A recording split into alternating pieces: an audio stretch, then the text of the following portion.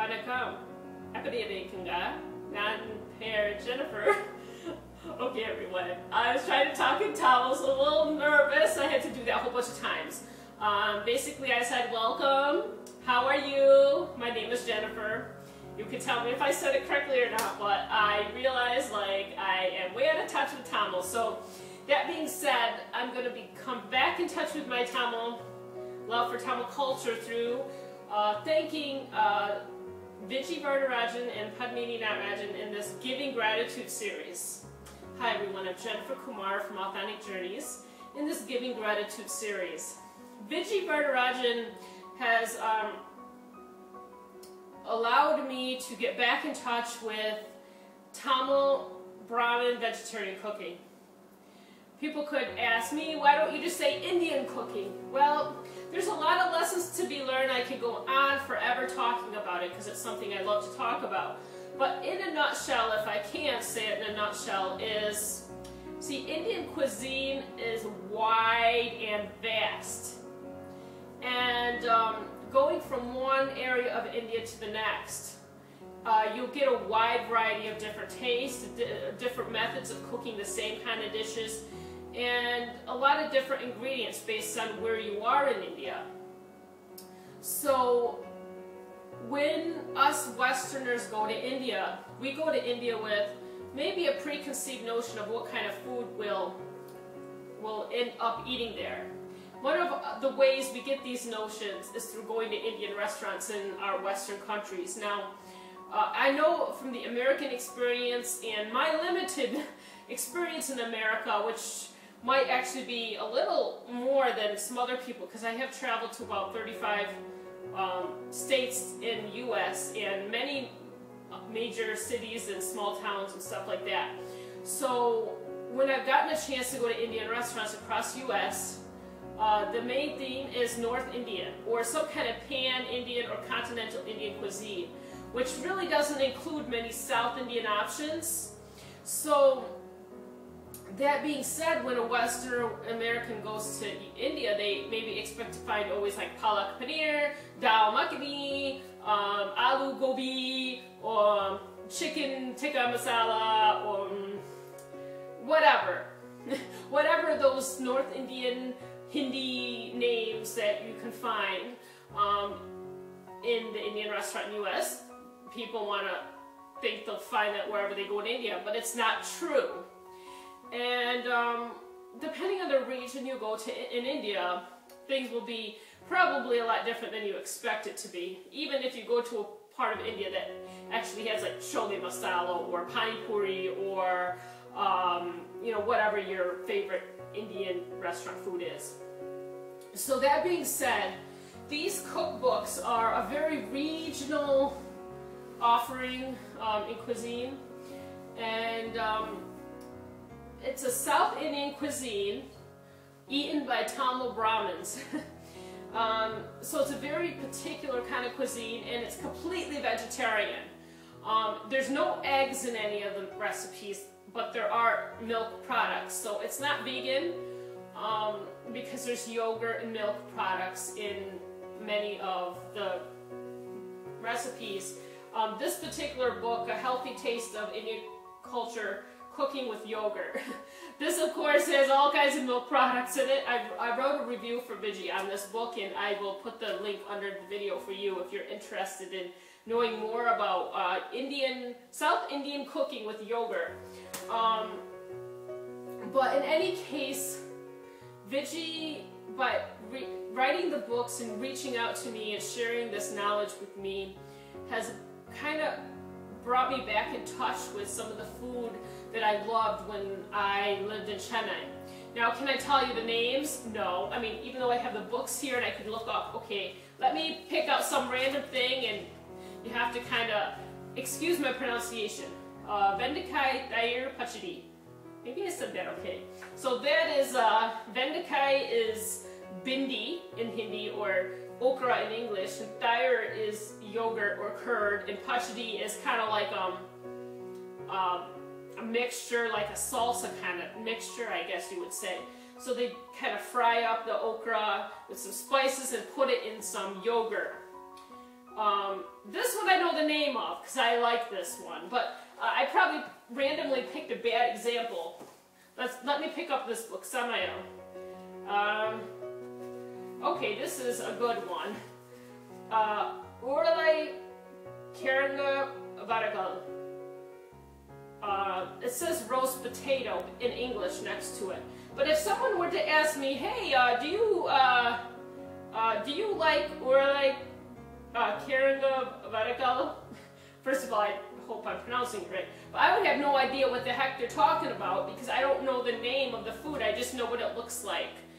Maybe I have a general idea of what it is in English. And actually, it's kind of funny that I picked this one randomly. This potato is a potato curry fry. So basically what someone would do is they would take some allspice sambar powder and mix it in with some potatoes and kind of fry it on the stove with oil and some mustard seeds, urad dal, curry leaves, asafetida, and then top it with coriander leaves at the end.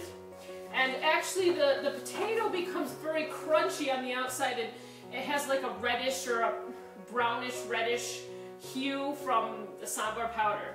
And this was one of my favorite foods when I was in Chennai.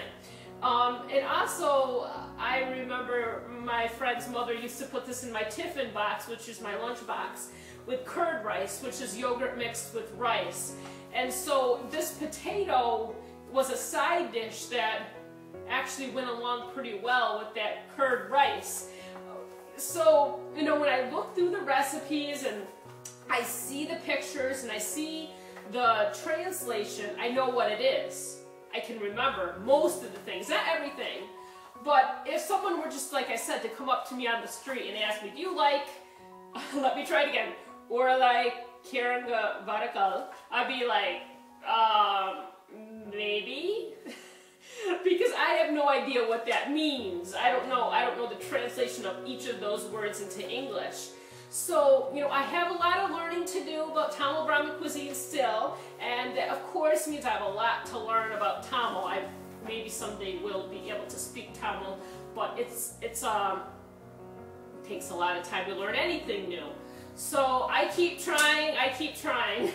Anyway, so these are some of the kind of things why I like these books. And when I look through the books and I see the methods of cooking the different foods, or what kind of ingredients are actually used for different things. For instance, in that, or like cardingal, whatever. Okay, I can't remember the name already. The potato fry. I can already remember that it has sambar powder in it. The recipe calls for sambar powder.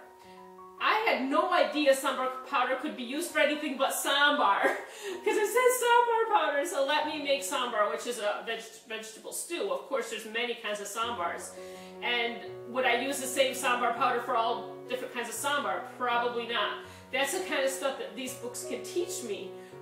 And, these are the kind of things that I think, these books are helpful not only for foreigners that want to learn about a regional Indian cuisine, but also for people who have grown up around these cuisines, who have lived from childhood eating these cuisines and want to cook them as adults for their families, because we often lose touch with different things that we grew up around, especially if you leave the country and you go live someplace else, or if you even move within India, you might lose touch with your some of the South Indian methods of doing things if you really kind of have a busy life and you don't always cook as much as, say, your mother or grandmother did. So these books are helpful for Tamil Brahmins who move outside of Chennai, or even maybe live in Chennai, but they want it written down. There's no harm in that. There might be a little resistance to other communities in India embracing this cuisine, because obviously it's a very regional and very specific cuisine, and it's related to Tamil Brahmin. So some people may hesitate. What I say is, let's share cross-culturally. It might be easier for an American to think about adopting something, but within India, to promote unity in diversity, which is one of the great slogans of India, let's try to see if we can embrace other people's ideas, which include other people's cuisines. It has a label, but that's just so we can categorize it. Let's take the label away and let's see if we can try to appreciate other people's styles, other people's cultures. There are so many cultures, of course, and then we could go into arguing like, hey, like there's an endless amount of things to learn, and there's no doubt about that. But just, you know, go and try to pick up one of these books and try to like learn something new. It might broaden your horizons a little bit. You know, I can talk about that topic, which is related to these books and these books for hours. I've taken these books to my American friends and showed them. Now look at this pile of books. This has maybe 500 plus recipes. They're all vegetarian. My American friends will react to that like this. No way! They are totally in disbelief. How can all these books be vegetarian cooking? People just think about vegetables when we think about vegetarian cooking. But these books, you know, kind of blow that myth right out of the water, because it doesn't have to be only about vegetables. It's about lentils, it's about dals, it's about different kind of flours we can use, all different ways of preparing these things, fermenting things, soaking, grinding, fermenting. It's about you know, different methods of preparation that you wouldn't even think about. So the same dish could be prepared in like 4 different ways and actually be called kind of 4 different things. So you know, we don't think about that as growing up in a non-vegetarian culture. We don't think that, you know, vegetarian food can have so many options that are actually like really pretty healthy. So these books kind of also blow that myth right out of the water. And there's just so much to learn about, you know, not only vegetarian cuisine from Tamil Brahmin point of view, but the all-Indian perspective. But this is a good place to start. And I would highly recommend that you know, if you're interested in South Indian cooking, maybe you don't want to, maybe you're a little intimidated by cooking right now, but pick up the book and read them. Like for instance, this book, Festival Somaya, an offering to the gods. This book not only has recipes, but it marries the recipes with the festivals. So if you're interested in Indian culture, South Indian festivals, Hindu festivals, it's a really good book for that. For instance, I'll just take a, you know, a random thing. So here is, let me see, where am I going to find it?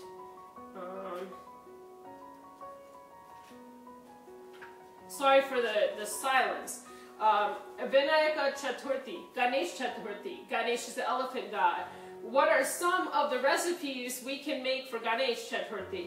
First she explains what is Ganesh Chaturthi, and then she gives some examples of decorations in the pictures for Ganesh Chaturthi, and she gives some recipes. One is korkata. Korkata is really a nice little steamed dumpling with coconut in the center. Tengai Puram Korkatai. Another variety of the other dish I just mentioned before that. Yet another version of the korkata, Ulatam Puranam Korkatai. Another one, Mani Korkatai. Idli, which are steamed rice cakes. Parapapayasam, dal pudding. Elai undai, sesame brittle. Okay, that's the recipes for Ganesh Chaturthi. So in that little lesson you learned, there's korkata is one of the major sweets for celebrating Ganesh's birthday. But there are like 4 varieties of korkata. I'm sure there's way more than 4 korkata varieties, but here we see korkata is 4. Plain korkata and korkata with coconut, which is Tengai Puram korkata. And then kurkata with some urid dal, which is ulatam puram kurkata. And then kurkata with, gosh, coconut, urid dal, and a bunch of other spices. So mani kurkata. And they actually look different too when you make them. They look all different. They don't all look the same. So you know, this video's getting super long. But this was a thank you for Viji for refreshing my memory about Tamil Brahmin cuisine, bringing it back to the homely perspective that makes me remember India and the fond times I had there with the people who cared for me and I still care about, and giving me some lessons about things I didn't have a chance to learn when I was in India. I never went into the kitchen. I did a lot of eating, but unfortunately, unlike the other girls my age, I didn't spend any time in the kitchen, which is one of the regrets I have. But now I can spend more time in the kitchen with these books. We'll see if I actually prepared anything soon, but I have prepared a few of the dishes from her books, and they are fantastic. So thank you, Viji. Thanks, Padmini, and everyone have a great day. Thanks for watching this super, super long video, and Vanakkam, Poittu Vara. See you later. Bye.